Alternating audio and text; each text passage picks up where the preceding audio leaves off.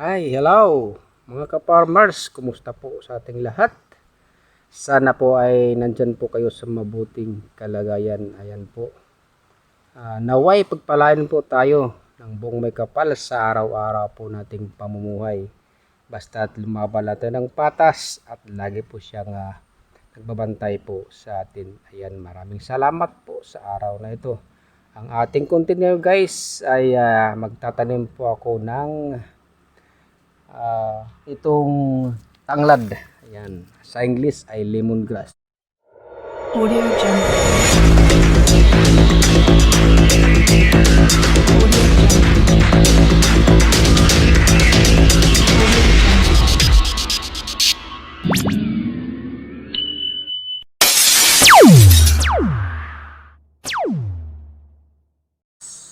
At mayroon na ditong tumubo. Binawasan ko lang para maganda yung pagano niya. Kapal ng kanyang pagtubo at maayos para magrarami siya guys. Ayun, di ba? At ayan, maraming salamat po sa mga nagsusupport dyan sa aming channel. Lalo na po sa lahat ng mga small vlogger dyan, mga OFW. Yan, shout out po sa inyo. Ayan po guys, nandito na po yung aking kung sa English pa ang tanglad ay lemongrass, ano? At nandito guys ang aking taniman. Yan na dyan mga butas. Ayan, no? Bago tayo magtanim, mag-shoutout muna tayo dyan guys. Ayan, shoutout po kay Lady Heart. Ayan, kay Lady Heart. Kay Kim Lady Heart, shoutout po sa iyo. Ayan, maraming salamat sa support. Ayan. At kay Inday Dayag, maraming salamat din support Inday Dayag. Shoutout sa iyo. Yan kay Babes Vlog, shoutout din sa iyo. Yan, maraming salamat po. Kay Inting Butingting, shoutout. Salamat sa palagi pag-support bro. Yan, salamat sa suporta. Ingat po lagi sa iyong trabaho. At aking pinsan dyan sa Malabon, si Jun Tags. Ayan, shoutout sa iyo. San magandang araw sa iyo dyan sa Malabon. Ayan guys. At shoutout natin nating mga kaibigan, mga OFW, isang vlogger din. Ayan, no? Especially kay Fernando Banunong Vlog, shoutout sa iyo bro. At kay Ning Fritz, shoutout sa iyo. Kay MG, yan, shoutout din sa iyo MG. Maraming salamat sa mga support ninyo. Yan guys, ipapakita ko sa inyo guys kung paano magtanim. Yan po ang ating content ngayon. At yan pa ay kung bago lang po kayo nakapanood po sa aking channel, huwag kalimutan pindutin dyan ang notification bell, i-comment o like, i-share para updated kayo sa aking vlog araw-araw. Baka naman. And guys, pakita ko na siya guys para hindi na matagalan ang ating at hindi haba ang ating vlog dito guys. Ayan, intro muna tayo guys. Ayan po guys ang mga butas. Ay butas pala, hindi mga kasi pag mga marami yan. So, yan guys. Yan po ang taniman ko. At nandito yung lemongrass ko. Ayan, mga tanglad. Dating yan guys, para tutubo na yan guys, para dadami dito siya. Nilalinya ko guys ito.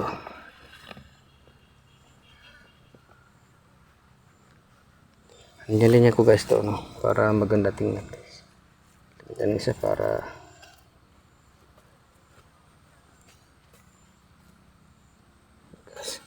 at nandito rin ang isang butas. Yan. At yan nga, ilagyan natin.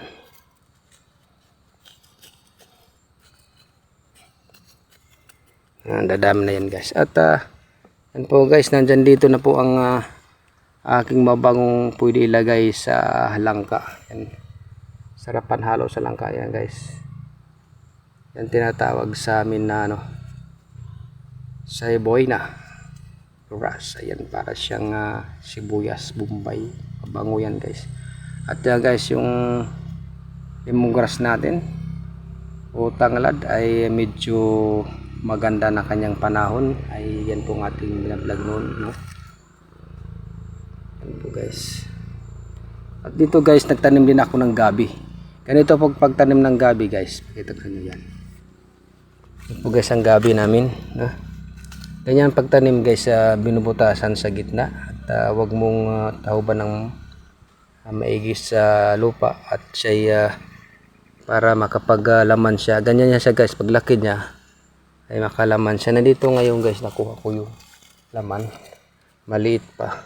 Maliit pa siya pero meron siyang laman. Ano. Masarap to guys ang gabi.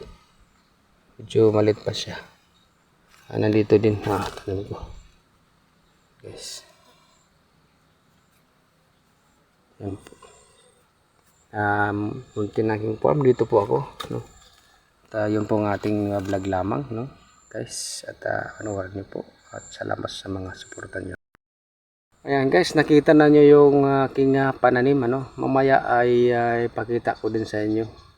Ako'y magpunla din ng pitsay, no, at mustasa para tuloy-tuloy yung pagtanim natin ng gulay, no. Laging nag-harvest tayo. Nakita naman yun sa mga upload ko. Ayan guys, at mamaya ipakita ko guys sa inyo. At yan po, nandito po ako sa aking munting farm at ang okra ay wala na po siyang tangkay dahil ganyan pag okra pag matagal ang 2 buwan pag harvest natin sa okra. Yan. At balik na pata sa umpisa na naman dun sa kabila para may pang araw-araw tayo makukuha guys. Mayroong gumapang guys. Yan. Maraming salamat po sa mga nagsusupport dyan mga ka-farmers. Ayan. Mamaya abangan nyo guys sa aking pagpupunla. Yun, maghanap ako na punlaan dito para po sa aking pitsay. Ayan. At marami na mga akong upload dyan, nakikita nyo at paano magpunla, ano. Ayan guys, pakita ko mamaya guys. Hello guys, ayan. Dyan lang kayo. Dito na po ako magawa ng punlaan ko dito guys. Ayan. Dito po ako magawa. Pakita ko sa inyo mamaya. Magawa muna ako ng plat. Dito ko ilagay yung pitsay sa mustasa guys. Ayan. Abangan nyo guys. Ayan guys, dyan po ako gumawa ng punlaan. Dyan lang kayo dito lang. Para punlaan ko.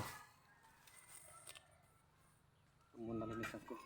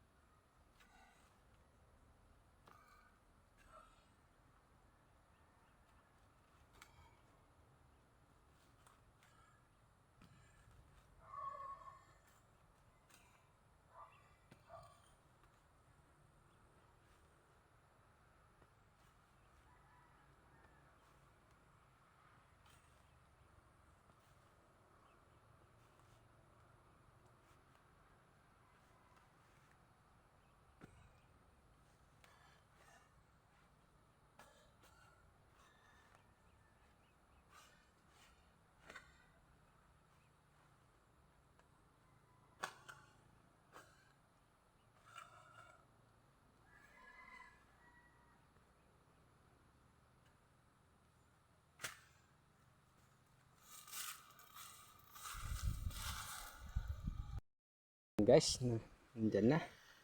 Naghanda natin yung punla at iatin ayusin sa gulok yan. Para malaman nyo kung anong hirap sa pagpupunla. Yan po guys, kaya ginawa natin ng ganyan. Na mayroon siyang dinadaanan dyan hanggang doon. Sa kabila hanggang dito. Para pag ulan guys ay hindi masisira ang ating punla. Yan po ang paraan. Ganyan lang. Ayan guys. Tabangan, ayusin ko lang ang lupa para makapunla na po ako. Ayan guys. Ayan po guys, at ayusin ko dito para mapunlaan na po natin.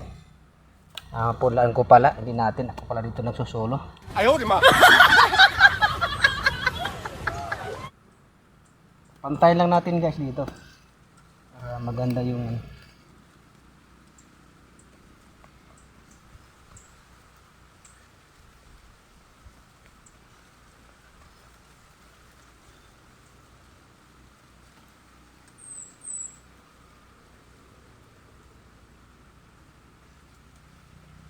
ganyan lang to.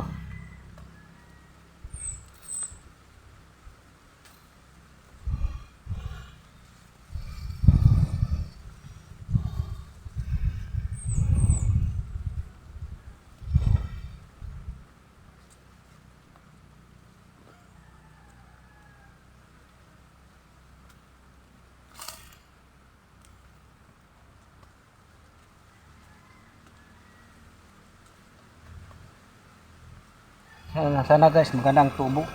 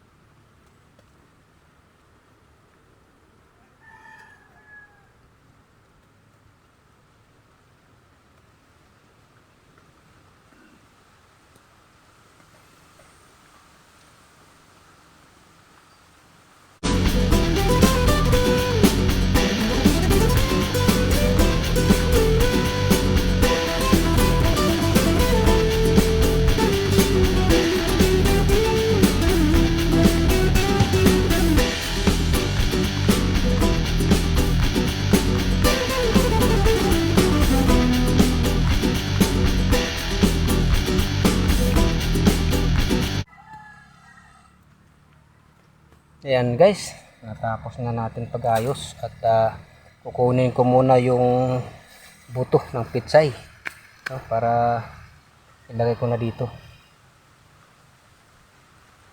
Ganun lang kasimple guys, basta maparaan lang tayo. May tanim, malawak naman yung lupa at maparaan lang tayo kung makatanim tayo ng mga gulay. Ayan, sipag lang at tiyaga at magtiis dahil hindi agad-agad natin makuha ang tanim natin. Umaabot na ng 15 days bago natin ma-harvest.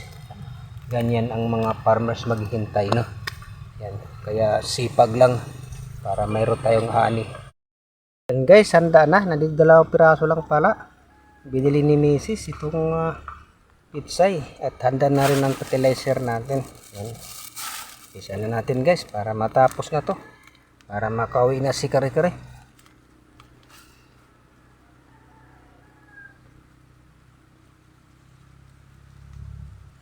Huwag nating masyadong pasuso guys para maganda yung tubo.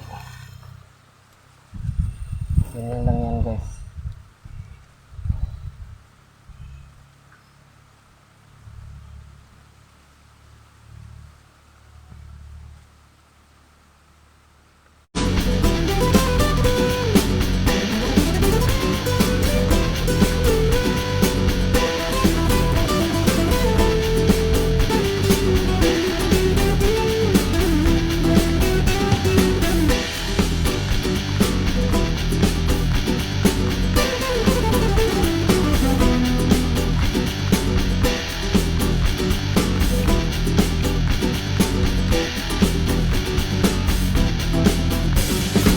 Tapos guys, lagyan nating fertilizer para maganda ang ating tanim.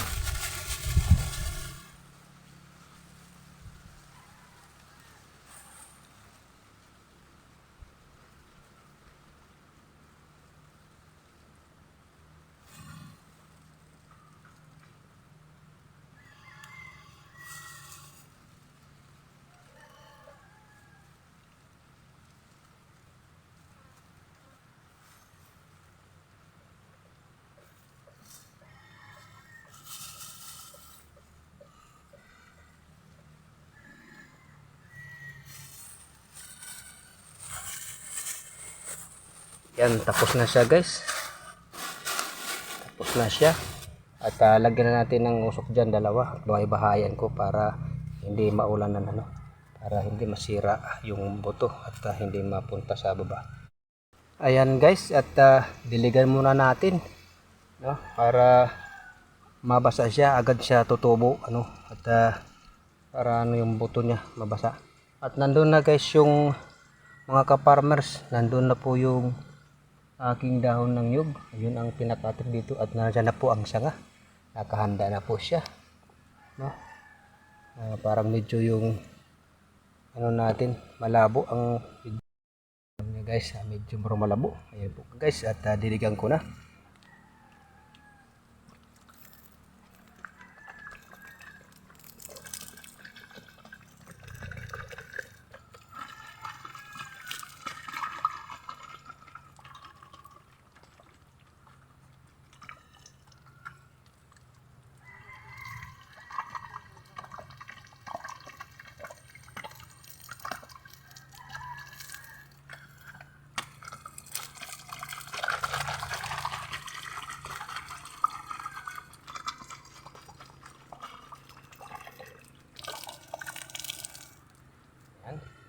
Pagkatapos pagdilig guys, ay lagyan natin ng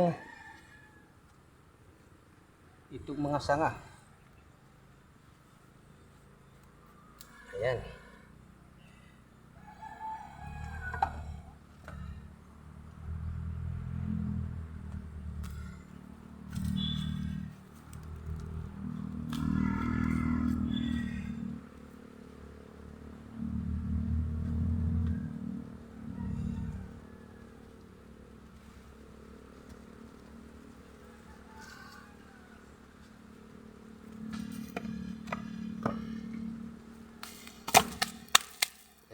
Kulang pa ng sanga guys. Kompleto na guys. Kompleto ng sanga. Ayan, at lagyan na natin ng dahon. Ito sa taas.